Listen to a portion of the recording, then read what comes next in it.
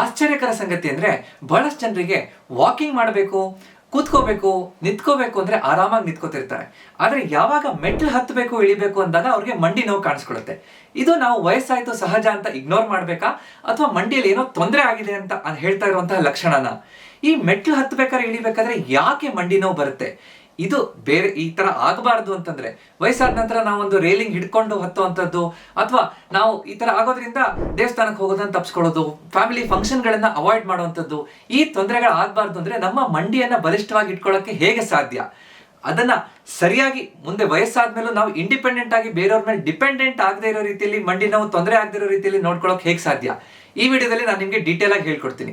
ಸಾವಿರಾರು ಜನ ಮಂಡಿ ನೋವು ಇರೋರು ದೊಡ್ಡ ತಪ್ಪನ್ನ ಮಾಡ್ತಾ ಇರೋದ್ರಿಂದ ಈ ಮೆಟ್ಲು ಹತ್ತಬೇಕಾದ್ರೆ ಇಳಿಬೇಕಾದ್ರೆ ನೋವು ಹೆಚ್ಚಾಗ್ತಾ ಇದೆ. ಯಾವ್ದು ಅಂತ ತಿಳ್ಕೊಬೇಕು ಅಂದ್ರೆ ವಿಡಿಯೋನ ಕೊನೆ ತನಕ ನೋಡಿ.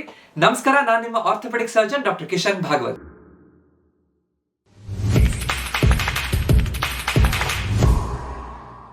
ಇವತ್ತಿನ ಟಾಪಿಕ್ಗೆ ವಾಪಸ್ ಬರೋಣ. ನಾನು ನಿಮ್ಗೆ 3 ಪ್ರಶ್ನೆ ಕೇಳ್ತೀನಿ. ಮೊದಲನೇದು, ನಿಮ್ಗೆ ಮೆಟ್ಲು ಹತ್ತಬೇಕಾದ್ರೆ ಮಂಡಿಯಲ್ಲಿ ನೋವು ಬರ್ತಾ ಇದೆಯಾ?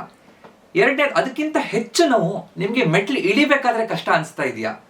ಮೂರನೇದು, ನೀವು ಮೆಟ್ಲು ಹತ್ತಿ ಇಳಿದು ಮಾಡ್ಬೇಕಾದ್ರೆ ಸೈಡಲ್ಲಿರುವಂತಹ ರೇಲಿಂಗ್ ಅನ್ನು ಯಾವಾಗಲೂ ಹಿಡ್ಕೊಂಡೇ ಹತ್ತುತ್ತಾ ಇದ್ದೀರಾ? ಈ ಪ್ರಶ್ನೆ ಹೌದು ಅಂತ ಆದ್ರೆ ಹೆಚ್ಚಿನ ಜನ 40ರ ನಂತರ ಈ ತೊಂದರೆಯನ್ನ ಈಗಿನ ಕಾಲದಲ್ಲಿ ಅನುಭವಿಸ್ತಾ ಇದ್ದಾರೆ. ಇದು ಯಾಕಾಗುತ್ತೆ?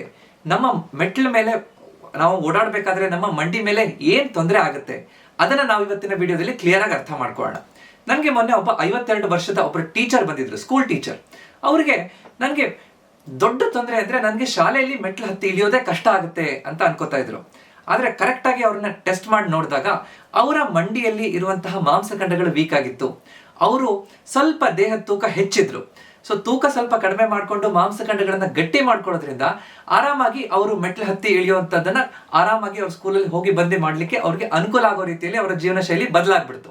ಅಂದ್ರೆ ನಾವು ನಿಜವಾದ ಕಾರಣ ಏನು ಅಂತ ಅರ್ಥ ಮಾಡ್ಕೊಂಡ್ರೆ, ನಮಗೆ ಯಾವ್ದನ್ನ ಸರಿಪಡಿಸ್ಕೊಂಡ್ರೆ ನಮ್ಮ ಮಂಡಿನ ನಾವು ಕಡಿಮೆ ಮಾಡ್ಬೋದು, ಕಂಟ್ರೋಲ್ ಮಾಡ್ಬೋದು ಅಂತ ಅರ್ಥ ಆಗ್ತಾ ಹೋಗುತ್ತೆ. ಸೊ ನಾನು ಒಬ್ಬ ಮೂಳೆ ಕೀಲು ತಜ್ಞನಾಗಿ ಕೇವಲ ಮಂಡಿ ನೋವನ್ನಷ್ಟೇ ಹೇಳೋದಲ್ಲ, ಎಕ್ಸ್ಪ್ಲೇನ್ ಮಾಡೋದಲ್ಲ.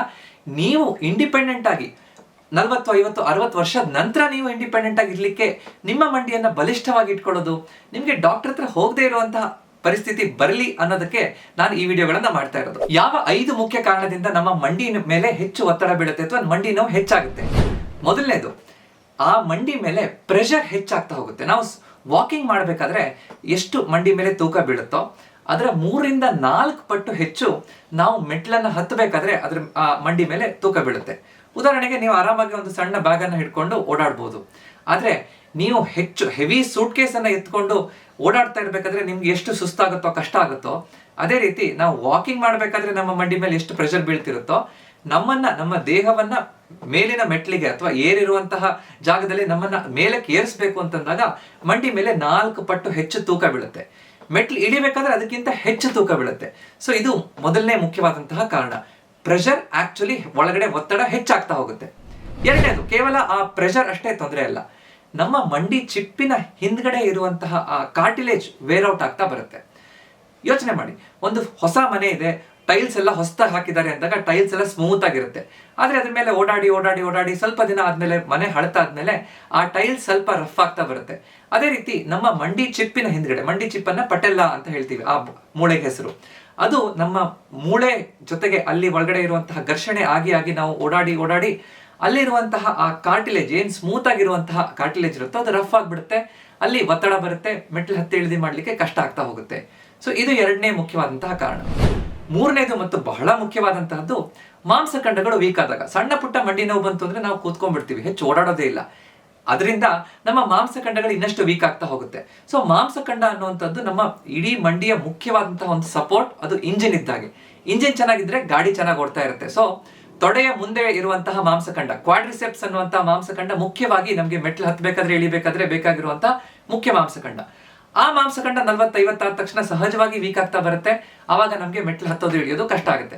ಹೆಚ್ಚಿನ ಜನ ನನಗೆ ಮಂಡಿ ನೋವು ಬಂತು, ಹತ್ತಕ್ಕೆ ಇಳಿಯೋಕೆ ಕಷ್ಟ ಆಗುತ್ತೆ, ಕ್ಯಾಲ್ಸಿಯಂ ಡಿಫಿಷಿಯನ್ಸಿ ಇರ್ಬೋದು ಅನ್ನೋಂಥ ತಪ್ಪು ಕಲ್ಪನೆ ಇಟ್ಕೊಂಡಿರ್ತಾರೆ. ಸೊ ಕ್ಯಾಲ್ಸಿಯಂ ಕಡಿಮೆ ಆಗೋದ್ರಿಂದ ಈ ತೊಂದರೆ ನಮಗೆ ಕಾಣಿಸ್ಕೊಳ್ಳೋದಿಲ್ಲ. ಸೊ ಮಾಂಸಖಂಡ ವೀಕ್ ಆಗೋದು ಮೂರನೇದು. ನಾಲ್ಕನೇದು ಮತ್ತು ಹೆಚ್ಚು ಆಶ್ಚರ್ಯ ಆಗುವಂತಹದ್ದು, ನಮ್ಮ ದೇಹದ ಅಧಿಕ ತೂಕ. ಹೆಚ್ಚಿನ ಜನರಿಗೆ ಒಂದು ಸಣ್ಣ ಗಣಪತಿ ಹೊಟ್ಟೆ ಆದ್ರೂ, ಡೊಳ್ಳು ಹೊಟ್ಟೆ ಆದ್ರೂ ಈಗಿನ ಕಾಲದಲ್ಲಿ ಇದ್ದೇ ಇರುತ್ತೆ.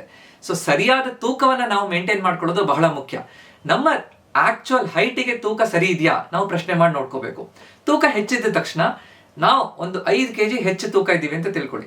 ಇಡೀ ದಿನ ನೀವು ಒಂದು 5 kg ಬ್ಯಾಗ್ ಅನ್ನ ನಿಮ್ ಬೆನ್ನಿಗೆ ಹಾಕೊಂಡು ಓಡಾಡ್ತಾ ಇದ್ದಾಗ ನಿಮ್ಗೆ ಎಷ್ಟು ಸುಸ್ತಾಗುತ್ತೋ ಅದೇ ರೀತಿ ಅದಕ್ಕಿಂತ 4 ಪಟ್ಟು ನಮ್ಮ ಮಂಡಿ ಮೇಲೆ ತೂಕ ಹೆಚ್ಚು ಬೀಳುತ್ತೆ. ಸೊ ನಾವೊಂದು 5 kg ಹೆಚ್ಚಿದ್ದವರು 5 kg ಇಳಿಸಿದ್ರೆ ನಮ್ಮ ಮಂಡಿ ಮೇಲೆ 20 kg ಅಷ್ಟು ತೂಕ ಕಡಿಮೆ ಆಗುತ್ತೆ. ಅದು ಬೇಗ ನೋವು ಚೇತರಿಕೆಯಾಗಿ ಒಳಗಡೆ ತೊಂದರೆ ಹೆಚ್ಚಾಗದೇ ಇರೋ ರೀತಿಯಲ್ಲಿ ನೋಡ್ಕೊಳ್ಳಿಕ್ಕೆ ಅನುಕೂಲ ಆಗುತ್ತೆ. ಸೊ ಇದು 4ನೇ ಮುಖ್ಯವಾದಂತಹ ಕಾರಣ. 5ನೇದು ನಮ್ಮ ಮಂಡಿಯಲ್ಲಿ ಒಳಗಡೆ ಆರ್ಥರೈಟಿಸ್ ಶುರುವಾಗಿರ್ಬೋದು. ಆರ್ಥರೈಟಿಸ್ ಅಂತಂದ್ರೆ ಸಣ್ಣ ಪ್ರಮಾಣದಲ್ಲಿ ಸವಕಳಿ. ಇದು ಅದರ ಮುನ್ಸೂಚನೆಯಾಗಿ ಈ ತರ ಮೆಟ್ಲು ಹತ್ತಬೇಕಾದ್ರೆ ಇಳಿಬೇಕಾದ್ರೆ ತೊಂದರೆ ಕಾಣಿಸ್ಕೊತಾ ಇರ್ಬೋದು. ಈಗ ವಯಸ್ಸಾಗ್ತಾ ಇದ್ದಾಗೆ ಕೆಲವೊಂದು ಅನುವಂಶೀಯವಾಗಿ ಹೆಂಗಸರಲ್ಲಿ ಹೆಚ್ಚಾಗಿ ಆರ್ಥರೈಟಿಸ್, ಆಸ್ಟಿಯೋಆರ್ಥರೈಟಿಸ್ ಸವಕಳಿ ಬರುವಂತಹದ್ದು ಕಾಣಿಸ್ಕೊಡುತ್ತೆ. ಇದು ಮೊದಲು ಕಾಣಿಸ್ಕೊಳ್ಳೋದು ನಮ್ಗೆ ನೆಲದ ಮೇಲೆ ಕೂತ್ಕೊಂಡು ಏಳಕ್ಕೆ ಕಷ್ಟ ಆಗೋದು ಅಥವಾ ಮೆಟ್ಲು ಹತ್ತಿ ಇಳಿಬೇಕಾದ್ರೆ ಕಷ್ಟ ಆಗುವಂತಹದ್ದು. ಸೊ ಈ ಲಕ್ಷಣವನ್ನ ನಾವು ನಿರ್ಲಕ್ಷ್ಯ ಮಾಡ್ಬಿಟ್ರೆ ದೊಡ್ಡ ತೊಂದರೆ ಆಗುತ್ತೆ. ನಿಮ್ಗೆ ಒಂದು ಗಾಡಿ ಇದೆ, ಕಾರಲ್ಲಿ ಸಣ್ಣ ಪುಟ್ಟ ಎಲ್ಲ ಸೌಂಡ್ ಬರ್ತಿದೆ ಅಂದ್ರೆ ಬೇಗ ಸರ್ವಿಸ್ ಅವ್ರ ಹತ್ರ ಹೋಗಿ ಸರ್ವಿಸಿಂಗ್ ಮಾಡಿಸ್ಕೊಂಡು ಅದನ್ನ ರಿಪೇರ್ ಮಾಡಿಸ್ಕೊಂಡ್ರೆ ನಿಮ್ ಕಾರ್ ಚೆನ್ನಾಗಿ ಓಡ್ತಾ ಇರುತ್ತೆ. ಅದೇ ಸಣ್ಣ ಪುಟ್ಟ ಸೌಂಡ್ ಅಲ್ಲ ಅಂತ ಹೇಳ್ಕೊಂಡು ನಾವು ನಿರ್ಲಕ್ಷ್ಯ ಮಾಡಿದ್ರೆ ಮುಂದೊಂದು ದಿನ ಕಾರ್ ಹಾಳಾಗ್ಬಿಟ್ಟು ನಿಂತ್ಕೊಂಡ್ಬಿಡುತ್ತೆ. ಸೊ ಆ ತರ ಆಗ್ಬಾರ್ದು ಅಂದ್ರೆ ನಮ್ಮ ಮಂಡಿಯಲ್ಲಿ ಹೇಳುವಂತಹ ಮುನ್ಸೂಚನೆ ಏನು ತೊಂದರೆ ಪ್ರಾರಂಭ ಹಂತದಲ್ಲಿದೆ ಅದನ್ನ ನಾವು ಸರಿಪಡಿಸ್ಕೋಬೇಕು. ಈಗ 5 ತೊಂದರೆ ಗೊತ್ತಾಯ್ತು, ಅದನ್ನ ಹೇಗೆ ಸರಿಪಡಿಸ್ಕೋಬೇಕು, ಯಾವ 5 ಪಾಯಿಂಟ್ಸ್ಗಳ ಮೇಲೆ ಯಾವ 5 ಅಂಶಗಳನ್ನು ನಾವು ಪಾಲನೆ ಮಾಡಬೇಕು ನೋಡೋಣ. 5 ಪರಿಹಾರಗಳಲ್ಲಿ ಮೊದಲನೇದು ನಮ್ಮ ಮಾಂಸಖಂಡಗಳನ್ನ ಗಟ್ಟಿ ಮಾಡ್ಕೋಬೇಕು. ತೊಡೆಯ ಮುಂಭಾಗದಲ್ಲಿರುವಂತಹ ಕ್ವಾಡ್ರಿಸೆಪ್ಸ್ ಮಾಂಸಖಂಡಗಳನ್ನ ಗಟ್ಟಿ ಮಾಡುವಂತಹ ವ್ಯಾಯಾಮಗಳನ್ನ ಪ್ರತಿಯೊಬ್ರು ಕೂಡ 40ರ ನಂತರ ಮಾಡಲೇಬೇಕು. ಏನೇನು ಸುಲಭ ವ್ಯಾಯಾಮ ಮಾಡ್ಬೋದು? ಸ್ಟಾಟಿಕ್ ಕ್ವಾಡ್ರಿಸೆಪ್ಸ್ ಸ್ಟ್ರೆಂಥನಿಂಗ್ ಅಂದ್ರೆ ನಾವು ಅದು ಅಂಗಾತ ಮಲ್ಕೊಂಡು ಮಂಡಿ ಕೆಳಗಡೆ ಒಂದು ಸಣ್ಣ ದಿಂಬು ಅಥವಾ ಒಂದು ಕರ್ಚೀಫ್ ಅಥವಾ ಟವೆಲ್ ಅನ್ನ ಇಟ್ಕೊಂಡು ಮಂಡಿಯನ್ನ ಆ ಟವೆಲ್ ಮೇಲೆ ಒತ್ತೋದು, ಟೈಟ್ ಆಗಿ 5 ಸೆಕೆಂಡ್ ಇಟ್ಕೊಳ್ಳೋದು, ಬಿಡೋದು. ಇದನ್ನ 2 ಸೆಟ್ 10 ರಿಪಿಟೇಷನ್ಸ್ ಮಾಡೋದ್ರಿಂದ ಮಾಂಸಖಂಡನ ಕರೆಕ್ಟ್ ಆಗಿ ಇಂಪ್ರೂವ್ ಮಾಡಿದಾಗುತ್ತೆ. ಅದೇ ತರ ಸ್ಟ್ರೈಟ್ ಲೆಗ್ ರೈಸ್ ಎಕ್ಸರ್ಸೈಸ್, ಅಂಗಾತ ಮಲ್ಕೊಂಡು ಕಾಲನ್ನ ನೇರವಾಗಿ ಇಟ್ಕೊಂಡು ಮಂಡಿಯನ್ನ ಟೈಟ್ ಮಾಡಿ ನೇರಕ್ಕೆ ಎತ್ತೋದು, 30ರಿಂದ 40 ಡಿಗ್ರಿ ತನಕ ಎತ್ತೋದು, 5 ಸೆಕೆಂಡ್ ಹೋಲ್ಡ್ ಮಾಡೋದು, ಬಿಡೋದು. ಇದನ್ನು ಕೂಡ 2 ಸೆಟ್ 10 ರಿಪಿಟೇಷನ್. ಅದೇ ತರ ನಾವು ಕುರ್ಚಿ ಮೇಲೆ ಕೂತ್ಕೊಂಡು ಏಳೋದು ಮತ್ತೆ ಕೂತ್ಕೊಳ್ಳೋದು, ಈ ತರ 10 ರಿಪಿಟೇಷನ್ 2 ಸೆಟ್. ಇವೆಲ್ಲವೂ ಕೂಡ ನಮ್ಮ ತೊಡೆಯ ಮುಂಭಾಗದಲ್ಲಿರುವಂತಹ ಕ್ವಾಡ್ರಿಸೆಪ್ಸ್ ಮಸಲ್ಸ್ ಅನ್ನ ಗಟ್ಟಿ ಮಾಡ್ತಾ ಹೋಗುತ್ತೆ. ಇದರಿಂದ ನಮ್ಮ ಮಂಡಿ ಮೇಲೆ ಇರುವಂತಹ ಕಂಟ್ರೋಲ್ ಚೆನ್ನಾಗುತ್ತೆ, ಮಂಡಿ ಮೇಲೆ ಒತ್ತಡ ಕಡಿಮೆ ಆಗುತ್ತೆ, ರಕ್ತ ಸಂಚಾರ ಇಂಪ್ರೂವ್ ಆಗುತ್ತೆ, ತನ್ನಿಂತಾನೆ ಅದು ರಿಪೇರ್ ಮಾಡ್ಕೊಂಡು ಸರಿಯಾಗ್ಲಿಕ್ಕೆ ಅನುಕೂಲ ಆಗ್ತಾ ಹೋಗುತ್ತೆ. 2ನೇ ಪರಿಹಾರ ನಮ್ಮ ತೂಕವನ್ನ ಕಡಿಮೆ ಮಾಡ್ಕೋಬೇಕು. ಈಗ ನಾವು ಅರ್ಥ ಮಾಡ್ಕೊಂಡಿದೀವಿ ತೂಕ ಕಡಿಮೆ ಆದ್ರೆ ಮಂಡಿ ಮೇಲೆ ಒತ್ತಡ ಕಡಿಮೆ ಬೀಳುತ್ತೆ ಅಂತ. ಸೊ ನಿಮ್ಮ ದೇಹದ ತೂಕದ 5% ಅಂದ್ರೆ ಉದಾಹರಣೆಗೆ ನನ್ನ ತೂಕ ಈಗ 70 ಇದೆ ಅಂತಂದ್ರೆ ನನ್ನ ಆಕ್ಚುಯಲ್ ತೂಕ ಎಷ್ಟಿರ್ಬೇಕು ಅಂತ ನೋಡ್ಕೊಂಡು ಅಷ್ಟು ಕಡಿಮೆ ಆಗ್ಬೇಕು. 5% ಆದ್ರೂ ಕಡಿಮೆ ಆದ್ರೆ 5% 70ಕ್ಕೆ ಎಷ್ಟು? 3.5 kg. ಸೊ 3.5 kg ಆದ್ರೂ ಕಡಿಮೆ ಆದಾಗ ಸಿಗ್ನಿಫಿಕೆಂಟ್ ಆಗಿ ನಮ್ಮ ಮಂಡಿಯಲ್ಲಿ ಇಂಪ್ರೂವ್ಮೆಂಟ್ ಗೊತ್ತಾಗುತ್ತೆ. ನಾನು 1 kg ಕಡಿಮೆ ಇದೆ, ನನ್ಗೇನು ವ್ಯತ್ಯಾಸನೇ ಆಗ್ಲಿಲ್ಲ ಅಂತ ಹಲವಾರು ಜನ ಹೇಳ್ತಿರ್ತಾರೆ. ಸೊ ಸಿಗ್ನಿಫಿಕೆಂಟ್ ಇಂಪ್ರೂವ್ಮೆಂಟ್ ಬೇಕಂದ್ರೆ ನಿಮ್ಮ ತೂಕದಲ್ಲಿ 5% ತೂಕ ಕಡಿಮೆ ಮಾಡಿ ನೋಡಿ, ನಿಮ್ಮ ದೇಹ ನಿಮ್ಗೆ ಥ್ಯಾಂಕ್ ಯು ಹೇಳುತ್ತೆ. ಅದಕ್ಕೆ ಏನೇನ್ ಮಾಡ್ಬೇಕು?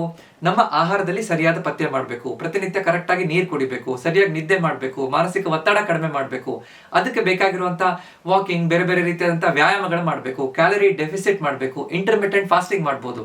ಇದ್ರ ಬಗ್ಗೆ ನಾನೊಂದು 21 ದಿನದ ಎಂಟೈರ್ ಕೋರ್ಸ್ ಅನ್ನೇ ನಾನು ಡೆವಲಪ್ ಮಾಡಿದ್ದೀನಿ. ಅದನ್ನ ನೋಡ್ಬೇಕು ಅಂತಂದ್ರೆ ನೀವು ಕೆಳಗಡೆ ಕೊಟ್ಟಿರುವಂತಹ ಲಿಂಕ್ ಅಲ್ಲಿ ಒತ್ತಿ ಆ ಕೋರ್ಸ್ಗೆ ಜಾಯ್ನ್ ಆಗ್ಬೋದು. ತೂಕ ಕಡಿಮೆ ಆಗ್ಬೇಕು ಸುಲಭದಲ್ಲಿ 21 ದಿನಗಳಲ್ಲಿ ಅಂತಂದ್ರೆ ಇದು 2ನೇ ಪರಿಹಾರ. 3ನೇ ಪರಿಹಾರ, ನಾವು ಮೆಟ್ಲು ಹತ್ತಿ ಇಳಿದು ಮಾಡಬೇಕಾದ್ರೆ ಸರಿಯಾದ ಟೆಕ್ನಿಕ್ ಅನ್ನ ಫಾಲೋ ಮಾಡಬೇಕು.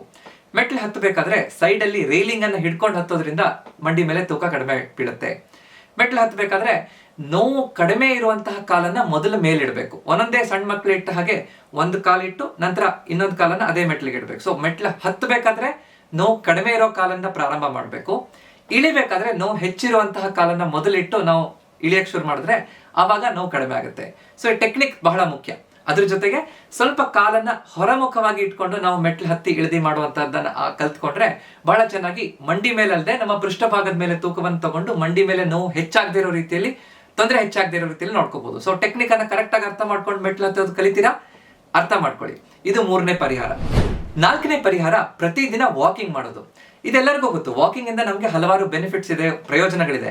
ಆದ್ರೆ ಪ್ರತಿದಿನ ವಾಕಿಂಗ್ ಮಾಡೋದ್ರಿಂದ ನಮ್ಮ ಕೀಲ್ಗಳಲ್ಲಿ ಒಳಗಡೆ ಇರುವಂತಹ ಸೈನೋವೆಲ್ ಫ್ಲೂಯಿಡ್, ಗ್ರೀಸ್ ಅಥವಾ ಆಯಿಲಿನ ಅಂಶ ಏನಿರುತ್ತೋ ಅದು ನಮ್ಮ ಕಾರ್ಟಿಲೇಜ್ಗೆ ಎಲ್ಲಾ ರೀತಿ ಪೋಷಕಾಂಶ ಕೊಡುತ್ತೆ, ಮಾಂಸಖಂಡಗಳು ಗಟ್ಟಿಯಾಗಿರುತ್ತೆ. ಸೊ ಪ್ರತಿದಿನ ಪ್ರತಿಯೊಬ್ರು ಕೂಡ 30 ನಿಮಿಷ ಆದ್ರೂ ವಾಕಿಂಗ್ ಅಂತ ಮಾಡಬೇಕು. ನಾನು ಓಡಾಡ್ತಾ ಇರ್ತೀನಿ ಬೆಳಗಿನ ಸಂಜೆ ತನಕ, ಮನೇಲಿ ಕೆಲಸ ಮಾಡ್ತೀನಿ ಅನ್ನೋದು ಬೇರೆ. ಪ್ರತಿದಿನ ಅರ್ಧ ಗಂಟೆ ಸರಿಯಾದ ಭಂಗಿಯಲ್ಲಿ ಸರಿಯಾದ ಪಾದರಕ್ಷೆಯಿಂದ ಕರೆಕ್ಟ್ ಆಗಿ ಫಾಸ್ಟ್ ಆಗಿ ವಾಕಿಂಗ್ ಮಾಡೋದ್ರಿಂದ ಅದರದ್ದೇ ಆದ ಲಾಭಗಳಿದೆ. ಇದು ಎಲ್ಲರೂ ಮಾಡ್ಬೇಕಾಗಿರುವಂತ ವ್ಯಾಯಾಮ. ಇದೆಲ್ಲರಿಗೂ ಗೊತ್ತು.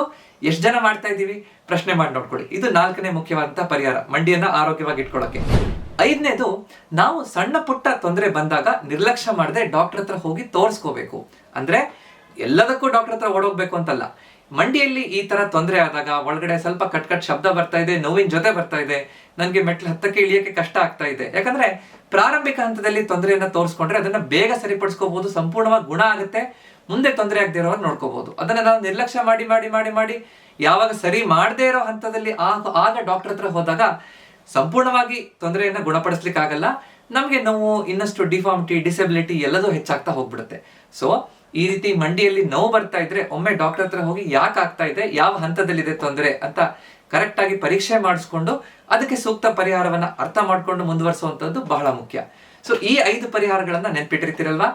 ಅದ್ರ ಜೊತೆಗೆ ಹೆಚ್ಚಿನ ಜನ ಎಲ್ಲ ಮಾಡ್ತಾ ಇರುವಂತ ತಪ್ಪೇನು? ಹೆಚ್ಚಿನ ಜನ ಈ ಮಾಂಸಖಂಡಗಳನ್ನ ಗಟ್ಟಿ ಮಾಡುವಂತ ವ್ಯಾಯಾಮ, ಸ್ಟ್ರೆಂಥನಿಂಗ್ ಎಕ್ಸರ್ಸೈಸ್ ಮಾಡ್ತಾ ಇಲ್ಲ. ನೋವು ಬಂತು ಅಂದ ತಕ್ಷಣ ಒಂದೇ ಕಡೆ ಕೂತ್ಕೊಂಡ್ಬಿಡ್ತಾರೆ. ಈ ನೋವು ಬಂದ್ರೆ ನಿರ್ಲಕ್ಷ್ಯ ಮಾಡಿ ಡಾಕ್ಟರ್ ಹತ್ರ ತೋರಿಸೋದಿಲ್ಲ.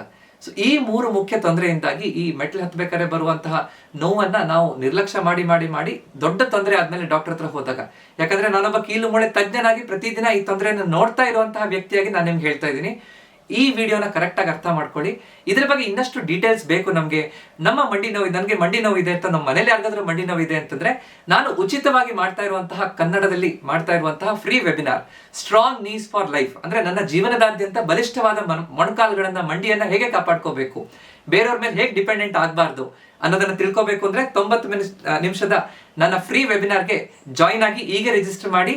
www.drkishanbhagwat.in ಡಿಸ್ಕ್ರಿಪ್ಷನ್ ಮತ್ತು ಪಿನ್ ಕಾಮೆಂಟ್ ಅಲ್ಲಿ ಈ ಲಿಂಕ್ ಇದೆ. ಅದರಲ್ಲಿ ನಾನು ನಿಮ್ಗೆ 3 ಫ್ರೀ ಗಿಫ್ಟ್ಸ್ ಗಳನ್ನ, ಯಾರು ಅಟೆಂಡ್ ಆಗ್ತಾರೋ ಅವ್ರಿಗೆ 3 ಫ್ರೀ ಗಿಫ್ಟ್ಸ್ ಗಳನ್ನ ಕೊಡ್ತಾ ಇದ್ದೀನಿ. ಅದು ಬೇಕು ಅಂತಂದ್ರೆ ದಯವಿಟ್ಟು ರಿಜಿಸ್ಟರ್ ಮಾಡಿ ನನ್ನ ನೆಕ್ಸ್ಟ್ ವೆಬಿನಾರ್ನ ಜಾಯಿನ್ ಆಗಿ. ಅದೇ ರೀತಿ ನಮ್ಮ ವಾಟ್ಸ್ಆಪ್ ಗ್ರೂಪ್ಗಳಿಗೆ ಇನ್ನೂ ಜಾಯಿನ್ ಆಗಿಲ್ಲ, ಪ್ರತಿದಿನ ಫ್ರೀಯಾಗಿ ನಾನು ಕೊಡ್ತಾ ಇರುವಂತ ಒಂದೊಂದು 20 ಸೆಕೆಂಡ್ ಅಲ್ಲಿ ಓದ್ಲಿಕ್ಕೆ ಆಗುವಂತ ಒಂದು ಸುಲಭ ಆರೋಗ್ಯದ ಬಗ್ಗೆ ಮಾಹಿತಿ ನಿಮ್ಗೆ ಬೇಕು ಅಂತಂದ್ರೆ ವಾಟ್ಸ್ಆಪ್ ಗುಂಪುಗಳಿಗೆ ಸೇರ್ಕೊಳ್ಳಿ. ಇದೇ ರೀತಿ ನಾನು ಈ ಕನ್ನಡದಲ್ಲಿ ಸುಲಭವಾಗಿ ಅರ್ಥ ಆಗೋ ರೀತಿಯಲ್ಲಿ ಹಲವಾರು ವಿಡಿಯೋಗಳನ್ನ ನನ್ನ ಚಾನೆಲ್ ನಲ್ಲಿ ಮಾಡಿದ್ದೀನಿ. ನೀವಿನ್ನೂ ನನ್ನ ಚಾನಲ್ಗೆ ಹೊಸಬ್ರು ಅಥವಾ ವಿಡಿಯೋಗಳನ್ನು ನೋಡಿದಿರಿ ಇನ್ನೂ ಸಬ್ಸ್ಕ್ರೈಬ್ ಮಾಡ್ಕೊಂಡಿಲ್ಲ ಅಂದ್ರೆ ದಯವಿಟ್ಟು ಸಬ್ಸ್ಕ್ರೈಬ್ ಮಾಡ್ಕೊಳ್ಳಿ. ಈ ವಿಡಿಯೋನ ಲೈಕ್ ಮಾಡಿ ನಿಮ್ಮ ಮನೆಯವ್ರಿಗೆಲ್ಲರಿಗೂ ಅಥವಾ ನಿಮ್ಮ ಫ್ಯಾಮಿಲಿ ಗ್ರೂಪ್ಗಳಲ್ಲಿ ಶೇರ್ ಮಾಡಿ. ಯಾಕಂದ್ರೆ ನಾವು ನಮ್ಮ ಆರೋಗ್ಯದ ಬಗ್ಗೆ ಮಾಹಿತಿಯನ್ನು ಇನ್ನಷ್ಟು ಹಂಚಿದಷ್ಟು ನಮಗೆ ಆರೋಗ್ಯದ ಬಗ್ಗೆ ಅರಿವು ಮತ್ತು ಆ ಭರವಸೆ, ಆ ಕಮಿಟ್ಮೆಂಟ್ ಹೆಚ್ಚಾಗ್ತಾ ಹೋಗುತ್ತೆ. ಈ ವಿಡಿಯೋ ಇಷ್ಟ ಆಗಿದೆ ಅಂತ ಅನ್ಕೋತೀನಿ. ಇದೇ ರೀತಿ ಹೆಚ್ಚಿನ ವಿಡಿಯೋಗೆ ನನ್ನನ್ನು ಫಾಲೋ ಮಾಡೋದು, ಸಬ್ಸ್ಕ್ರೈಬ್ ಮಾಡೋದನ್ನ ಮರಿಬೇಡಿ. ಯಾಕಂದ್ರೆ ನಮ್ಮ ಆರೋಗ್ಯ ನಮ್ಮ ಕೈಲಿದೆ, ಸರಿಯಾಗಿ ಇಟ್ಕೊಳ್ಳುವಂಥದ್ದು ನಮ್ಮ ಕರ್ತವ್ಯ. ನಮಸ್ಕಾರ.